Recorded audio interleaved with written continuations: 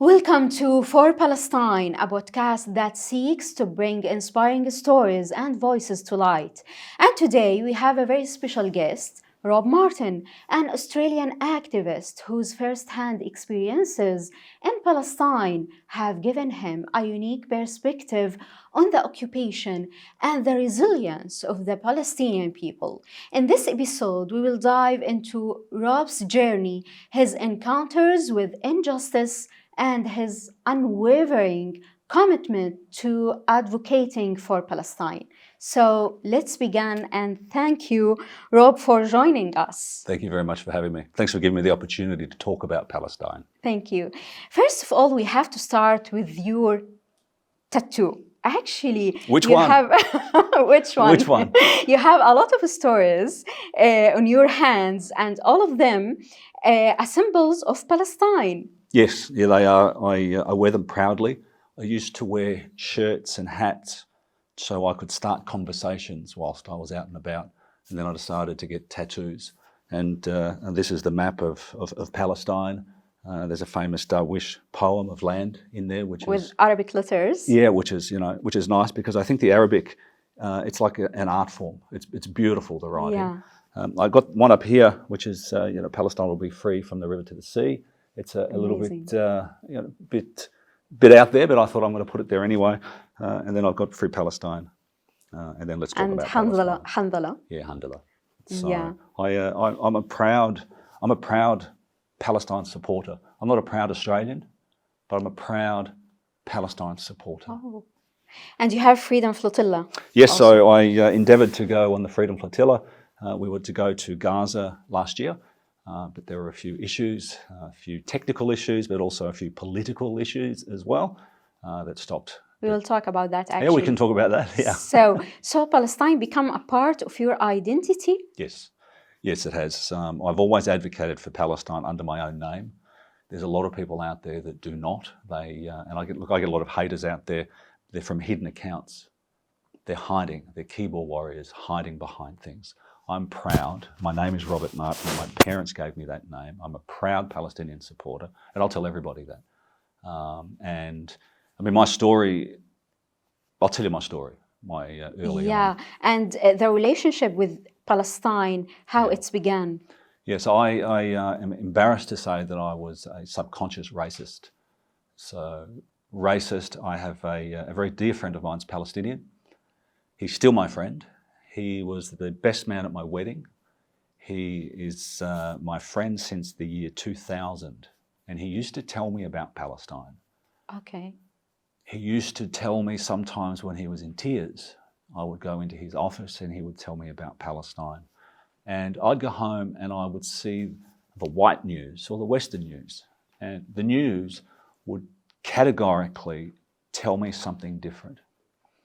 He would tell me how Israel, it's a colonial entity, stealing Palestinian land and killing their women and children. I would go home and watch the news, and the news would say that Israel had been attacked again. Okay. Israel has the right to defend itself.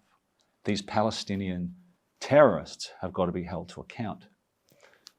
This is your opinion at that time? Yeah. Okay. Yeah, and this is how powerful the media is my best friend telling me something and me believing the news. And so I understand today it still can be like that. 2014 came around when Israel started bombing Palestine. I started to see snippets on the news, and if something didn't feel right, that they were using jets to kill children. Yeah. They were killing civilians, bombing houses, hospitals and schools. I didn't see that in the news, but I started reading other news. I would start to dig a little deeper. Okay. And the bit that really got me is I came across these two articles, or these two documents, I should say. One is called the Israeli Project, and the other one is the Hasbara Guide. Yes. Both of these documents you can still get online today, and I'll give you a very quick overview. It tells school students, uni students, how to talk about Israel and Palestine. And they said if you ever use the word Palestinian, use the word terrorist. If a Palestinian is killed, they are just killed. Do not use their names. Do not use their family names. Do not say they've got kids or they've got jobs. If an Israeli is killed, they are murdered. They are massacred. They are a loving father or mother who have children, and they humanise these people. And so when a lay person is watching the news, we feel for the Israeli because they've been murdered. Yeah. When we see the Palestinian, they're a terrorist. The word terrorist means you don't want that person on the planet, so you go, okay. I was shocked to see that my politicians were using exactly the same rhetoric. They were using the same document words. You'd have our Prime Minister get up there and say that I back Israel unconditionally. They have the right to defend themselves. They'd never say anything decent about Palestine. We have to support Israel, but we're not allowed to support Palestine. That's basically how it was. So long story after that, I started to post on the internet things that I'd learned. Okay. And because I'm white, people would go, oh, he must know what he's talking about. And so my Facebook page started to, get some momentum. And then I had a whole lot of people saying, you've got no idea. I said, you're right. So I decided to go. So I decided to go on my own to see exactly who was telling the truth, because I couldn't figure it out from home. Okay. And this is 2014. 2014. 2014. It was a turning point in your life, I think, in order Definitely. to support Palestinian cause. Yeah. Okay. And it was a big turning point. And I'm still embarrassed to say that I was a racist. I didn't know I was a racist, but Wow. I definitely was. I had bias against my friend and the Israelis. I thought they were, fine. Then you decided to visit Palestine, Rob. Yes. So tell us about that experience. In 2014, I packed my bags and I decided I'm going to go to Palestine. And so off I went. I did not go part of a group. I went on my own because I did not want to be led by a leader of a group. I wanted to go and find out on my own. Because if you go with a group, they're going to give you their opinions. And so I went. Yeah. It wasn't long before I felt racism towards the Arabs. I hadn't got to Palestine at this time. I was on Allenby Bridge going across through Jordan, through Allenby Bridge. We weren't at the Palestinian border yet. The bus stopped. These heavily armed soldiers in brown chino pants and tight T-shirts, Uzis, and a gun on their hip was pretty eye-opening for someone that lives in Australia. We don't see that. We do not see that. And I thought, oh, wow, here we go. This is going to be interesting. Well, everyone was taken off the bus. I wasn't. So most of the people on the bus were going home. They were Palestinians going home to their own country. I am a foreigner going into their country, and I was treated like a king. I'm on the bus waiting to see what was going on. The other people, Arabs, had to stay out there. They went through some of their luggage. Then they brought them back on, and I thought, okay, this is probably it then, is it? So off we went. We drove probably another 2 kilometres where we got to the border. Everyone got off the bus. I saw these lines and queues of people lined up. They'd been there obviously a long time. There was kids, elderly, families. They were Palestinians that were forced to wait in line as a tool to make them not feel welcome in their own country. So I got off the bus, and the soldiers, again, were very nice to me and saying, just getting the other people out of the way, the Palestinians, out of my way, so I could go to the front of the queue. Well, I didn't go to the front of the queue. I said, there's no way in the world. I came over to see what was going on, and I have now been exposed to racism, hard racism, before I've got into Palestine. I'm going to sit at the back of the line and I'm going to watch. The Israelis were not happy that I did that. They got very angry, Okay. but I didn't move, and so that was it from there, and I waited to go into Palestine. So this was your first confronting with Israeli soldiers? Correct, and I hadn't even got into Palestine, and so I knew something was not right. I knew that something felt off. It felt awful, and it was nothing to what I was going to experience over the next few weeks. To which cities in Palestine did you went, and how was your experience with Palestinian people? The Palestinian people are magnificent. I was warned by a number of groups, do not go near the Palestinians because they will kill you. They are nasty people. All they want to do is kill you. They love death. And the only way that a Palestinian was going to kill me was through love and food. Okay. This is good. It's the truth. It's the truth. So you have tried maklouba or something like love that? It. Unfortunately, I'm gluten-free, so I can't have a lot of the food. Okay. Actually, most of the food I can have, the vegetables, and it's magnificent. It's clean food. It's beautiful. They're very hospitable. The one thing about the Palestinians is that they'll always make their visitors feel welcome. They want to make sure that you're okay. They put all their feelings second to yours. And so I wandered through different places. My next main experience happened in Berlin, which is... it takes a long time to get there from Jerusalem because of the checkpoints. I had organised to meet a gentleman by the name of Mohammed. I've actually got a complete block now. I went up to his village, and Hamdi Abu Rama. Abu Rama.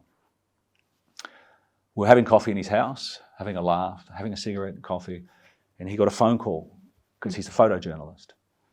And he said, Rob, I have to go. And I said, where are you going? He said, I have to go up to the top of the mountain, to the top of the hill. The Israelis are coming. And I said, well, I'll come. He said, no, you can't come. I got in the front of the car. We went up there together. With a 5-minute drive, we're up to where the kids play. The brakes of the car stop, and I have an M16 pointing at me through the front, the windows. And I thought, oh, what's going on here? They made me get out of the car. The soldiers did not quite know what to do because I am white and I'm obviously not a Palestinian. Very easy for them to demonise the Palestinians, to shoot the Palestinians, to kill the Palestinians. But when it comes to a white person, it's not so easy. I asked what they were doing, and they said, we're here to protect Israel. I noticed that the Palestinians had all got behind me, the kids. The soldiers were telling them to leave. The soldiers said, get out, move. The Palestinians didn't move. Then the soldiers said something else, and everyone ran. And I found out at the end that they said, if you don't go, we will shoot the white guy. Oh. And so they left. They weren't worried about their own lives. Like I said earlier on, the Palestinians, they'll always worry about those coming to visit them and friends. They only left because of that. And long story short, the soldiers were up there because they were taking Palestinian children's play equipment. There's only one playground in the entire area. Where the playground is, you can see the illegal settlements just over, not far, a few kilometres away, and a huge fence, or the wall. And so the Palestinians, that's their area. The Israelis didn't need to be in there. There was no threat. But the wall that the Palestinians live under or behind has like a garage door in it every, I don't know, maybe 20 kilometres or every 5 kilometres. And so the Israelis could come through. They came in through their trucks and they took half of the play equipment and left. And I now know why they do these things. Is because when things are quiet in Palestine, Israel is trying to intimidate and provoke the Palestinians into doing something, and then they will kill them. And we only again hear on the news. You reported that. That's what happens. Okay. That's what happens. And you need to remember that by the time I'd got in to see Berlin, This is the first day still. So I had 2 forms of racism before I got into Palestine. That was my third. I had barely been there yet, and I'd witnessed that. And then when I go back to the village, they're having a laugh because, this is what happens.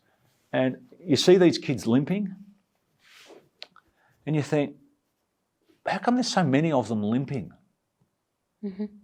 Well, the soldiers shoot them in the thigh, peroneal nerve, you never walk properly again. And these kids are 15, 16, 17, 13. How was your feelings at that moment? Shock, angry. I was still confused. I didn't know what I was witnessing. I was confused. Now, I'd read about it, but nothing can compare you to seeing something like that. Nothing.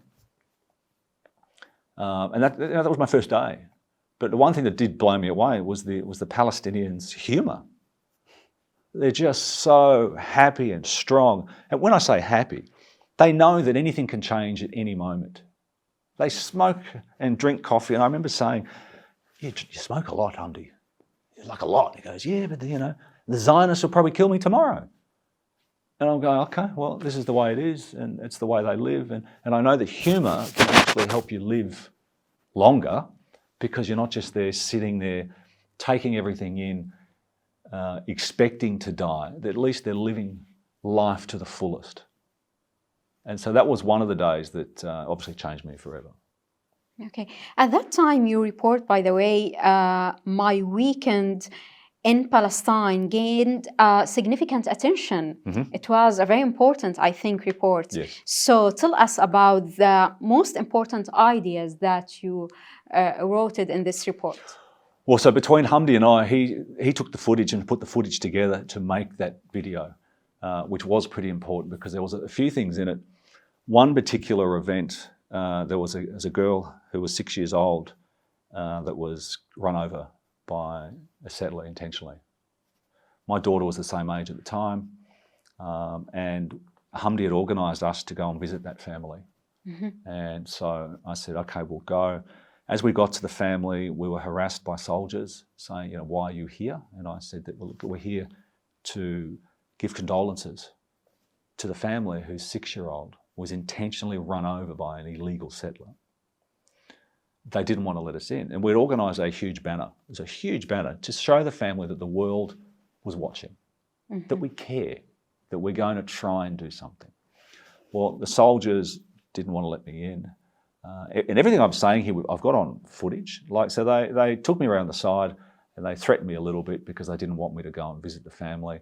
I finally got in, and there's a photo of me with a brother and sister that had survived these broken kids. But when I'm sitting there with these broken Palestinian kids, mum sitting there wailing because she's so distraught. You've got the soldiers having the audacity, Israeli soldiers having the audacity to stand there and bully the family. Their family had murdered, their daughter had been murdered by an Israeli settler who still lives there, drives past that house every single day. And the Palestinian, the whole family, they don't get to mourn. And that was another thing that I witnessed. And that was only a few days after being there. I'm thinking, it's like you're in a bizarre world. Yeah. I went to Sheikh Jarrah, which is Jerusalem. Sheikh Jarrah, yeah, in Jerusalem. And look, I mean, there's Mohammed El-Kurd, he's a famous person now. Yeah. He's the top 50 most influential people a few years ago. I met him when he was 16. Okay. And I was very lucky that I was with a young lady who could speak Arabic, and we sort of got closer to his house, and he was very thinking, I could have been a Jew, I could have been a reporter, I could have been whatever, because quite often they have people trying to trap him, doing silly things. And we started to talk, and he opened up that it was about 9 years, his parents were building the front of the house. So when he's a bit older, they're going to have a bit of a bigger house to move into. And they kept trying to get permits, and the Israelis said, no, we'll give you a permit, don't worry about it yet. Mm-hmm. The day that the front of that house was done, the Israelis turned up, changed the locks. There is still today settlers from America that get paid to go over and live at the front of his house. Yeah. And it became very famous. This Jacob guy said that if I don't steal it, somebody else will. Did you see that, by the way? Did you Yes, report but I was there 10 years before that happened. Okay.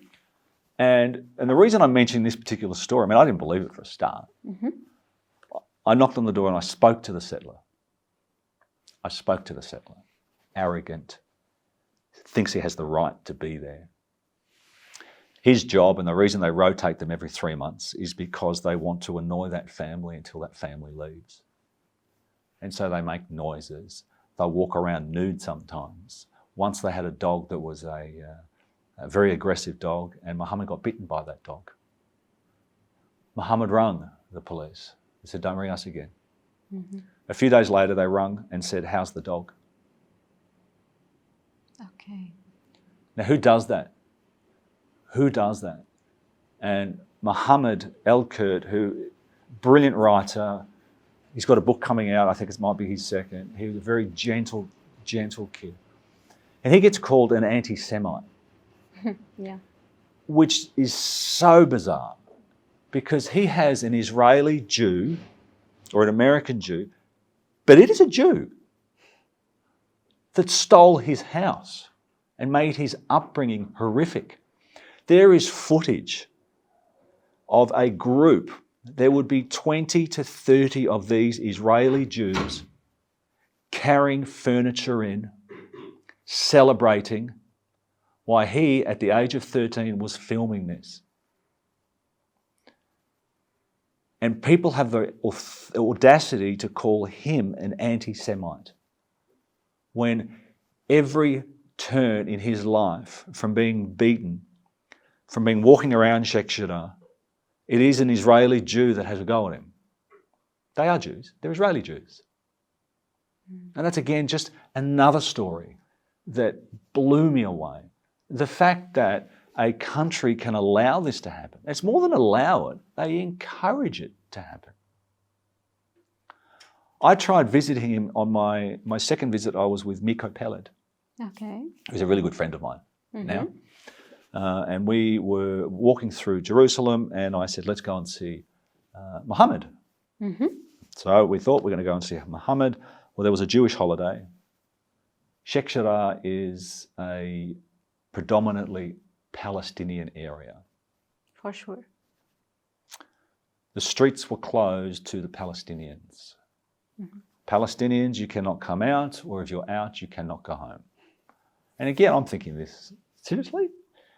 I watched some security turn some Palestinians away, and they said, I live 200 metres. You can't go there. And this is where I got accosted, or there was these Israeli kids abusing this young Arab boy, the young Palestinian boy. And I asked them, I said, what do you think of the Palestinians?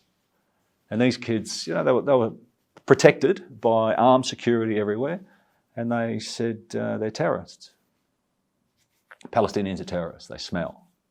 I said, how many have you spoken to? Why would I talk to them? The Palestinians.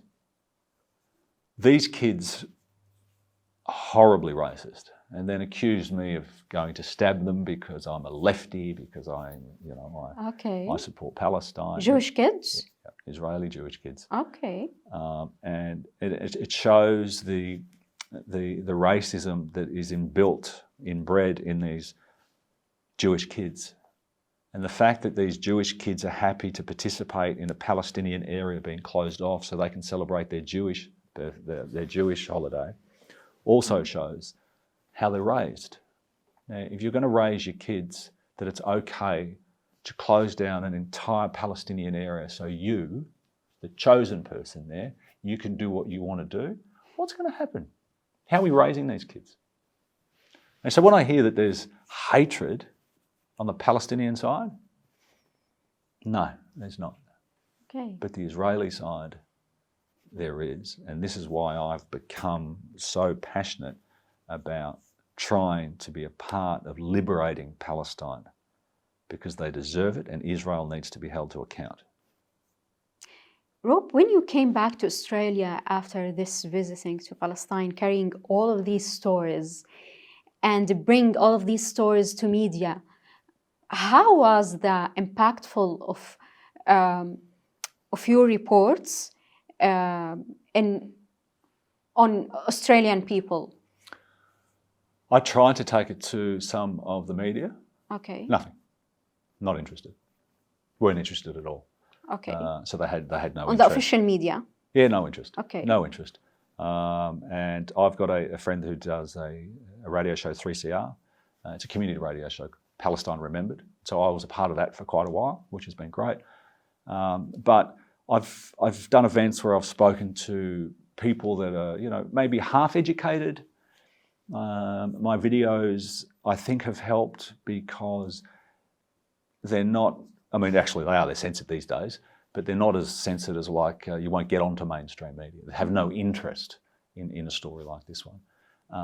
And so I try to keep pushing it on the social media and to different areas. I'll speak in different areas, which I also think does help. It's a sad state that people believe me more than I believe a Palestinian. And I'm very conscious that Palestinian voices should be the ones heard. I'm very conscious of that because they should be. But I also know that some people will only listen to a white guy. Okay. So it's one of those things, and I feel that I have a responsibility to do something. And after what I saw, it changed me forever. I couldn't come home and be silent. That would be just irresponsible. Okay. It would be irresponsible. But did you start really to change minds of people at that time? Some people, for example, of your friends, about what's going on in Palestine? Yeah, a few. And look, I had some family members that were Zionists, Christians for Israel. Yeah, Okay. I've never spoke to them again. Part of your family? Yeah, never spoke to them again. Okay. I had no interest. And I wasn't even going to dialogue with them. I have no interest in doing that. But how is the conversation between you? I just deleted them out of my life. No interest. Okay. No. If someone can believe in that and do those sorts of things, I have no interest. It shows me the sort of person that they are. I try not to dialogue too much on the internet with people. I'd rather just delete them. And I've never shared a stage with a Zionist. I never will. I won't do it. I have no interest in associating with anybody that thinks like that. So it's okay for you to cut relations with people if they are supporting Israel and Zionists? Of course. That's a person that I have no... I would be more upset at myself if I continued to be their friend. I wouldn't do it. I tell my kids, if your friends are doing things that they shouldn't be doing, you move on, find someone else. I lead by example. No. But I also won't share a stage with a Zionist. I won't do a talk with a Zionist. I have no interest in... Look, my advice to people... What kind of dialogue you're going to do with the Zionist people, for example? I won't. Let's imagine that you won't. No. Okay. No. There's no need. No. No. To me, it normalises it. They don't deserve a voice. They do not deserve a voice. Okay. My opinion is they do not deserve a voice. Early on, I used to try and convince people, but you're not going to. The people I want to talk to are those people that are interested in learning, not those that have been pre-programmed. I don't have time for that. I won't make time for that. And you just get angry. Okay, let's going back to the symbols of Palestine. For example, from the river to the sea, now it's expanded in some countries, some European countries and Western countries. So does it make some problems for you while traveling? Or not while I'm traveling, it hasn't. The tattoo's relatively new. Okay. Look, from the river to the sea, we can make it really clear. Palestine today is one state. It's a one state. Yeah.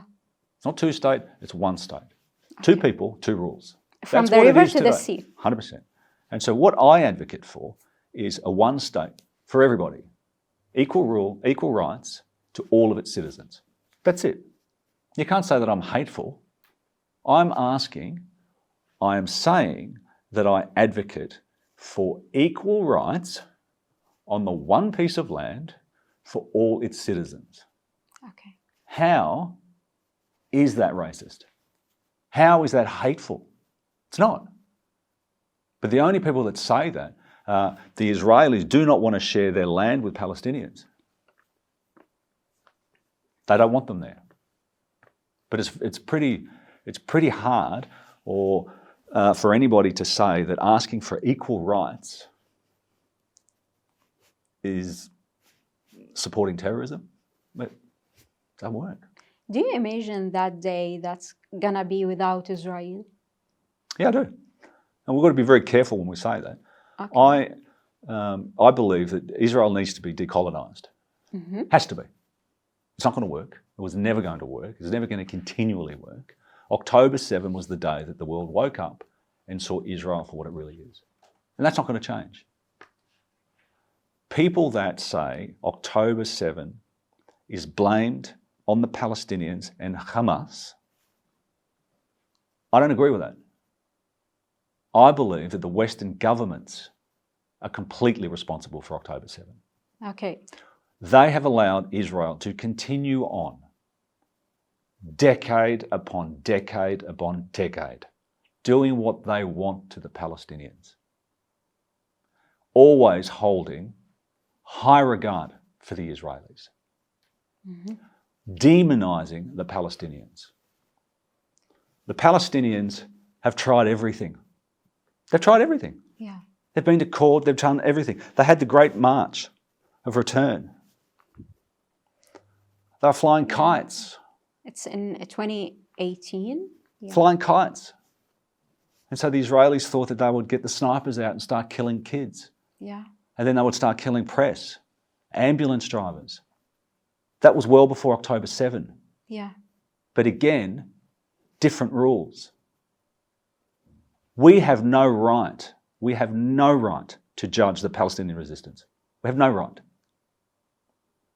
They have a legal right, by any means necessary, to try and stop and to resist an illegal occupation. Okay, because you are an activist since 2014, let's talk about the changes that happened after 7th October on the Palestinian narrative. In your opinion, for sure. Okay, so October 7, a lot of people didn't even know about Palestine, I don't think. They all know about Israel, so it makes it tough. But the floodgates have opened. Now, a lot of people don't realise that Israel controls the borders to Palestine. Like, I'm not allowed to go and visit my friends in Palestine because Israel says no. Well, Gaza, they'll also can turn everything off. They say that they left Gaza in 2005, but yet they control everything that goes in and out of Gaza. I think people are starting to realise you've had some of the politicians saying, let's starve them. Let's let them have no more water. Let's send them back to the Stone Age. People are starting to see what the Israeli politicians are saying, which we don't often see. We're also seeing more on the mainstream media. We've seen more talk on Palestine. It's still skewed towards the Israelis. It's not honest. But one thing I have noticed is that the Palestinian voices have had more time on the telly, which is one thing, which I think does help. But I don't think that there's a human being with a moral compass that has seen even 5 minutes of what has been happening in Gaza, from entire buildings, hospitals, water, electricity, schools, mosques, every single thing. It's calculated what Israel is doing. It's completely calculated because they want to cut it off for when it does stop, that Gaza cannot continue. It will slowly die. Yeah. And it will. It will. Because they're not letting aid in. They are controlling what goes in and out. And they openly admit that they will not allow certain journalists in there. Why? Because the truth is going to really hurt them. Because that is their biggest weakness, is the truth. The truth will break them down. Yeah. People on this planet, if they sat down and they were told and then they believed what Israel was doing, Israel would be decolonized a lot quicker. But we're on the way. And I think Elon Pape said a few days ago that basically Israel's peaked and things will be different. Do you think that these days after 7th October, it's the beginning of the end of Israel? 100%. I've been saying that probably since October the 9th, that I do believe that. Yes, it's the beginning of the end. Okay. It is. It's peaked. The beginning of the end because the world has seen too much. They can't put it away now. You can't put it all away. There's too many social media accounts. There's too many legitimate press in Gaza that have got things out. We just now have to believe it. The evidence is there. We just have to believe it. By the way, after 7th October, you joined the Freedom Flotilla and tried to visit I did. Palestine. I did. To visit Gaza. I did. I wanted to go to Gaza. Genocide. Yes. Okay. I did. The Freedom Flotilla Coalition is a very, very important group, committee. Everyone should get on board and follow it because we were going to go to Gaza to break the siege, basically to show the audacity, to show the complete farce that the governments talk about. We wanted to go on a small boat. It was only a small boat. 15 of us could fit on it. It was in the Turkish ports. There was some issues. We couldn't get out in the end. But we're hoping that we will continue to do that, not only to take aid, but also to show the Palestinians that we are here, that we do want to help, and also to show the world that they can help. The Turkish area where the Freedom Flotilla is today is one of the most important humanitarian aid areas on Earth. On Earth. Okay. What we always see on the TV is the Americans dropping all of the aid by air because they want to show us that that's the only way in, but it's not. During the ceasefire talk, they're talking about who's going to control different areas. Well, Turkey, within 24 hours, could have a boat in Gaza. I walked through some of these ships through the committee, through the Freedom Flotilla Committee, and I couldn't believe how big this thing was. I went through 2 of them. They are huge. They can take thousands upon thousands tons of aid to Gaza. They can fill them with ambulances. They can turn them into hospitals. The Freedom Flotilla Coalition, they have offered to turn the ships into whatever the Palestinians want them to be. So if you want a hospital, we'll turn it into a hospital and we'll send it to you. They could ferry thousands of people to hospitals here. It's just a matter of cutting through the tape. There is a lot of tape when it comes to Israel, and unfortunately, their tentacles still reach a long way to stop things. But if people can get on board with the Freedom Flotilla, it is an important position. Ships are ready to go. They are ready to go. They have aid on board. They are ready to go. And you're still planning actually for going to break the siege by Freedom Flotilla? Yes. Okay. Yes. Do you think that you are ready to die for Palestine? You know, now Israeli soldiers and army attacking everything, everyone in Gaza. There's no discrimination between resistance people and civilians people.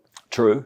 Am I ready to die? I'm not ready to die, but am I prepared to put myself in a position of danger? Yes, I am. Okay. I've got footage of me just outside Hebron where some soldiers shot at me with an M16. They said they were going to do it. They walked around a certain time and they did it. You can hear it. It's live, it's out there on the internet. Okay. Do I want to die? No, but I'm not afraid to do something. And to make change, you've got to do things. I had a lot of Palestinians when I was in Palestine saying, "Rob, what are you doing? They won't let you back if you do this."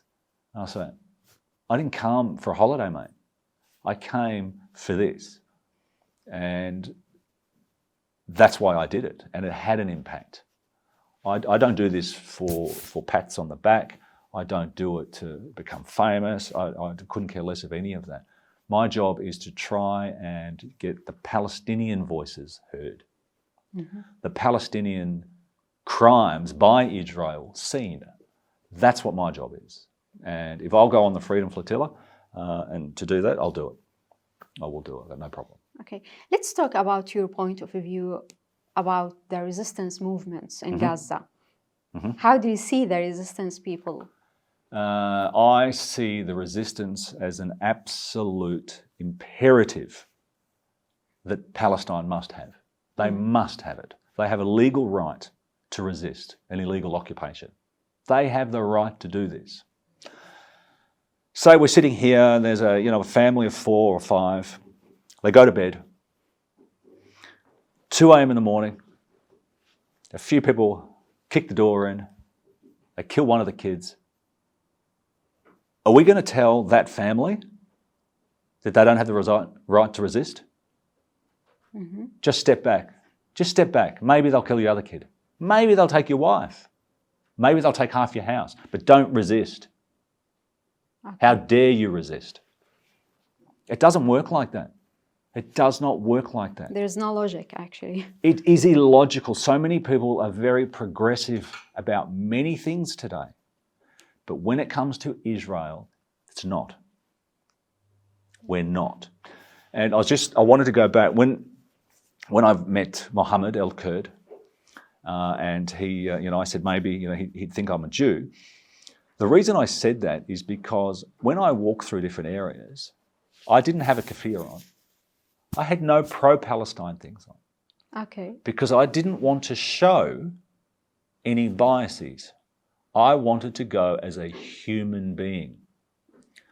Now, I asked some of the Palestinians, I say, what do you think of the Jews? And their answer to me was very, very hard. We have no issue with the Jews. It's with the Zionists. Yeah, for sure. With the Zionists. We all understanding that.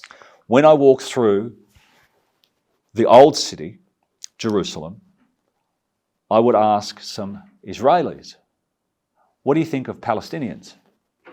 Again, none of this, nothing on at all. Think I'm Jewish.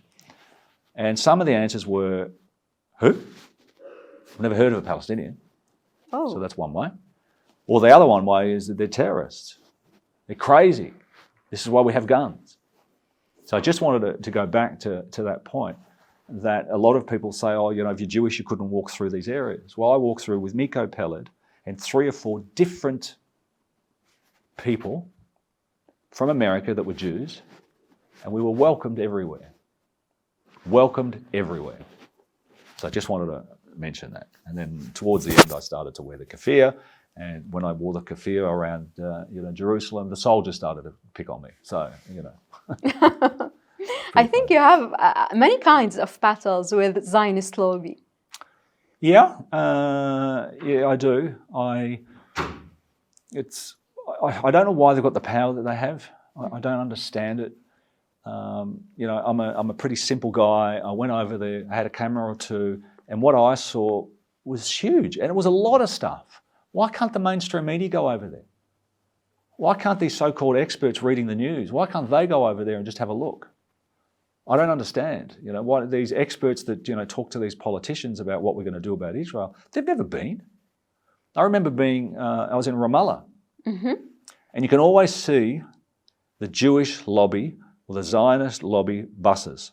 You can tell which ones they are because they are super fancy, big, shiny, tinted windows. They do not get out in Palestinian areas. I got on a tour, not a Zionist one, but I got on a tour that was an Israeli tour, and I went around bits and pieces, and what I heard in that bus was terrible. It was anti-Palestinian rhetoric the whole way through, but they do not get out to talk to a Palestinian.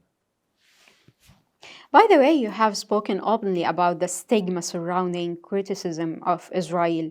So, why do you think this stigma persists, and how can advocates overcome to effectively support Palestine? It's been the oldest trick in the book. People have admitted it. It's so easy to say you're an anti-Semite, and people do not want to get tarnished with the anti-Semite brush. We don't want it. We do not want it.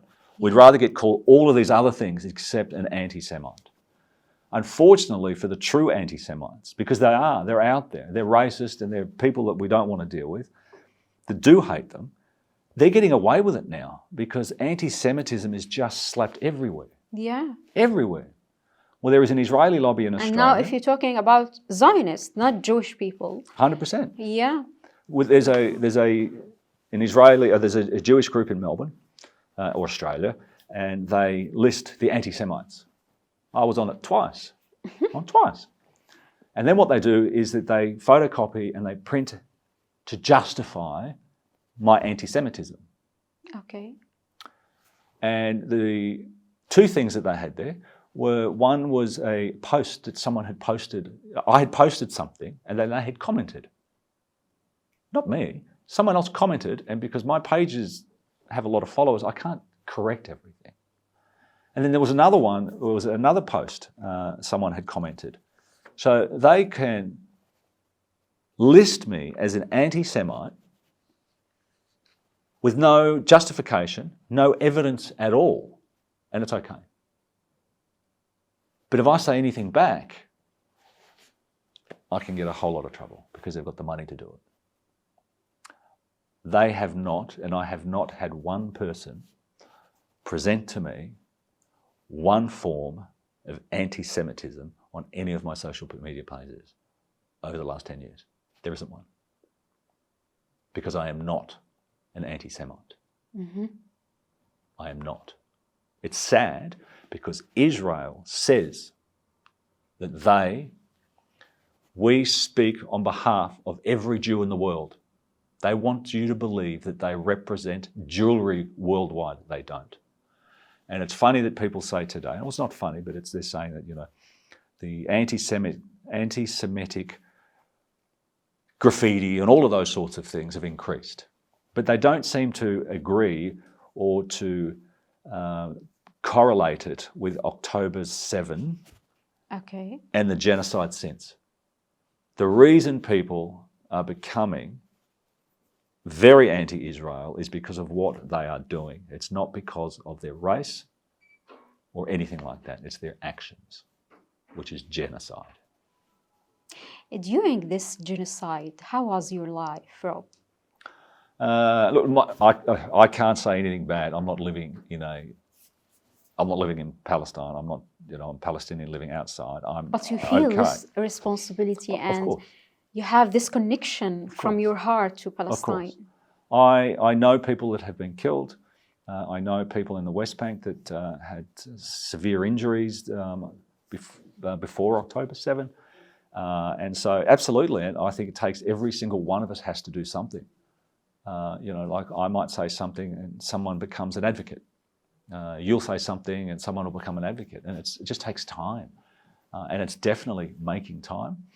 I do get messages and I love it.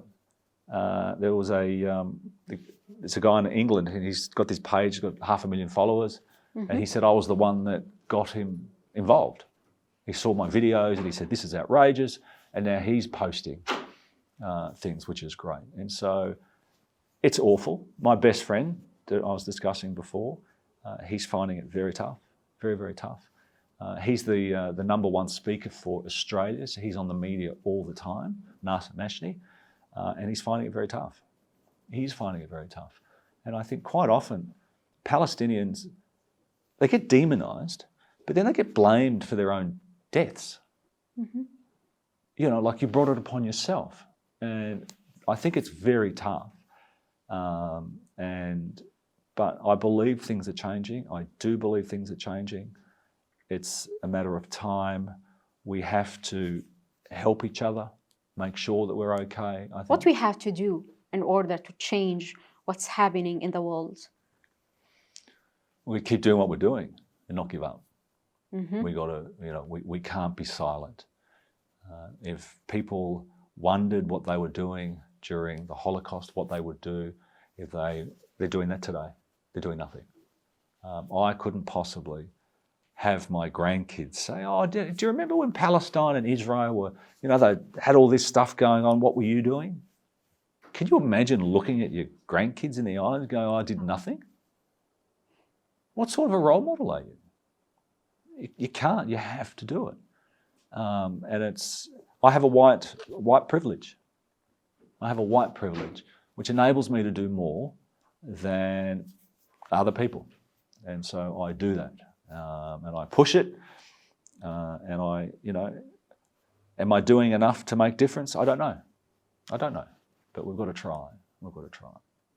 By the way, now there's a lot of global activists that thinking about a group of resistance community around the world. So do you think this is going to be effective and impactful to change the Israeli narrative or to fight the Israeli narrative? I don't know. It's too early to tell. It's too early to tell. But I think what happens, you've got the ICC, the ICJ, you've got all of these different people saying things. Each organisation, each group is slowly stacking the cards. And it will be the last one, where, the straw that breaks the camel's back. It's going to happen. Okay. It will happen. We just don't know what it is. But what we can't do is get complacent. We can't get complacent. We must continue on. Okay. Do you see that people of Gaza and resistance movements in Gaza did some kind of victory now? I'm sure that there would be thoughts, yes. Every single drop of blood, every single drop of Palestinian blood is going towards its liberation. Okay. Every single drop. Not one drop will be forgotten. Every single drop is contributing towards the liberation. And that's one thing that's important that everybody needs to remember. The Palestinians have outlasted Israel. They have outlasted them. Last 75 years, Israel has been trying everything they can to get rid of them. They're still there. They're not going anywhere.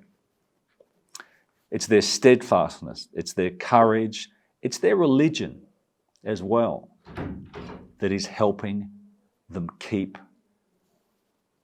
hope, but also the belief in God that things will get better. And I think that's really important. I think that's You think this is important? 100%. Absolutely it is. Absolutely. Even you are not a religious person. I'm not religious, I'm agnostic. Okay. But I believe that, yes, it makes a huge difference because they need hope. And Islam's hope. And it's good for them. So...